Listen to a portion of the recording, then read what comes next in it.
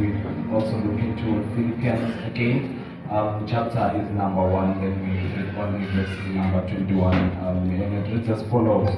Ngifunyanwe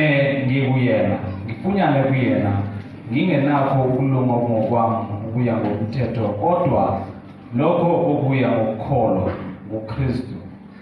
Ngisho ukulunga okuvela kuNkulunkulu ngokukholwa, ukuze ngimazi yena namandla okuvuka kwakhe,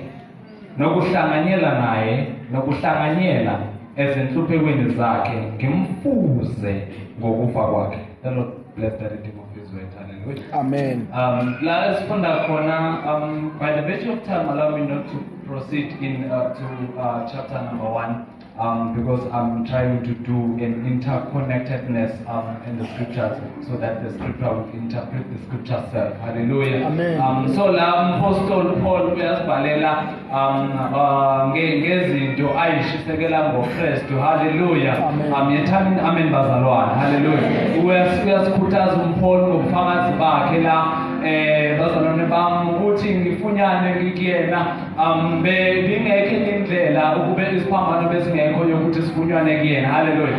But mhlawumbe kancane ngiphambuke kancane, I will come back to chapter number 1 of the book of Philippians bese ngiyavala phezu kwalento esifunda kuyona. Uthi uMapostle Paul kunezinto ayibhalayo la uthi ngifuna ukufunyana ngikuyena, ngihlanganyele nginaye. Hallelujah.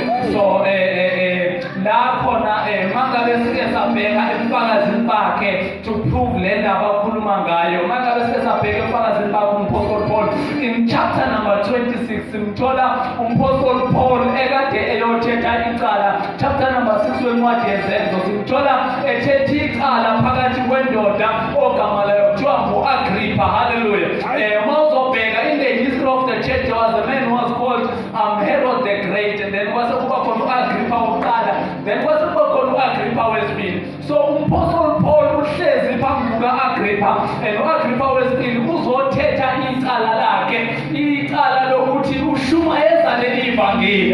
Hallelujah bazalwane. Besingamusho nje amen isingezakho. Ngoba manje uPaul is now becoming a threat because of preaching the gospel. I know that the gospel is not supposed to be preached, but the thing is they can see the proceeding of the preaching of the gospel. Bayayibona into ayenzayo.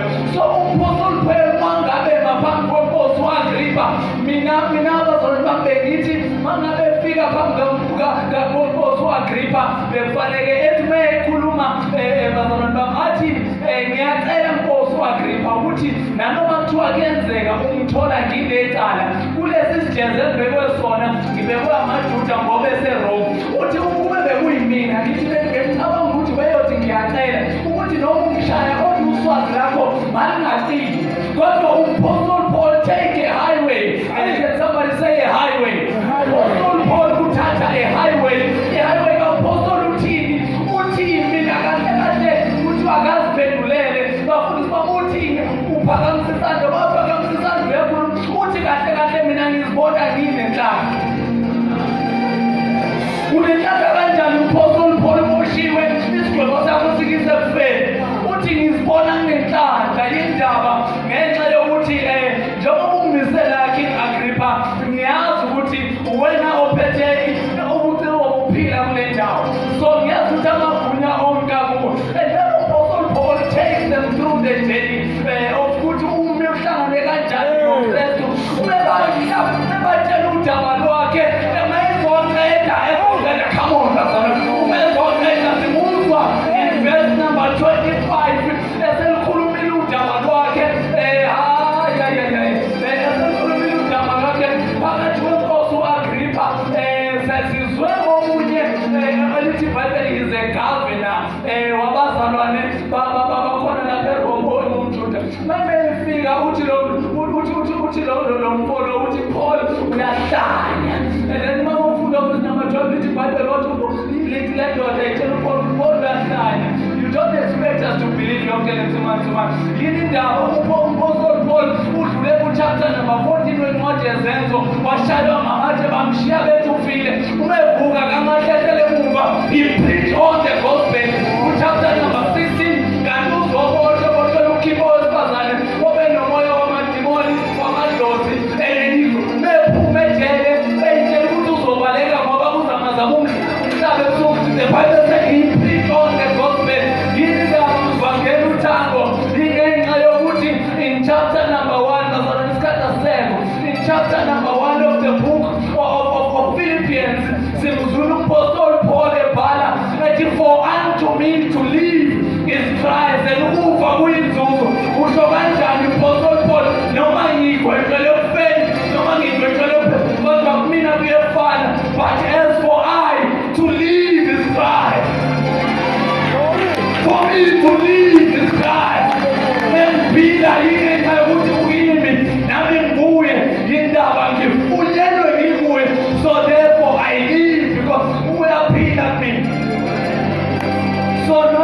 Sengisamfika thuneni ngifika nginaye. That is not lost for me, it's gain. It was impossible.